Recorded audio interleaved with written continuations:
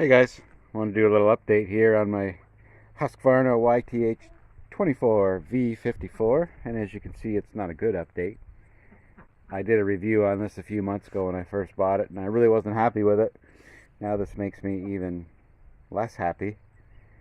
The bushings on the front tires completely wore out. What's sad is that you can buy a bearing kit for these, upgrade, which you should have had bearings on it to begin with for the price. And I went and checked this side, and the bearings are good in that. They just press in. There is signs of grease on the shaft.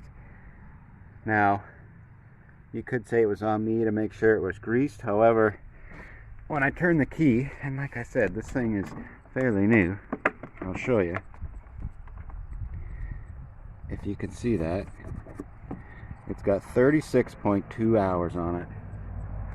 And there's no way there should be bushing failure at this point, but they failed because of no grease. So somewhere along the line, whether it was the factory or the place that I bought it from, failed to do a proper PDI because all the other grease fittings are greased.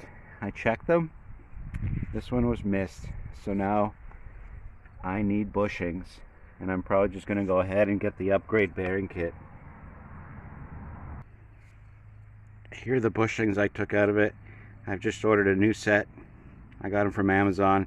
I'm not going to worry about warrantying it through the company or place I bought it. I'm wasting my time going there and explaining what happened. But as you can see, there's a lot of play there. They've been dry for quite some time, and I had no idea until the dust cap fell off because it got so hot. So just a heads up for those of you that own lawn tractors with bushings, make sure it's greased. Like I said, this just wasn't something I checked. I was told it was ready to cut grass, and I took their word for it. It was just lacking a few key things like oil and fuel. I was able to do that myself. Now we're into bushings. Well, probably that bearing upgrade kit. There you go, guys. Just a little something to look for, something to keep in mind. Thanks for watching. We'll talk to you again.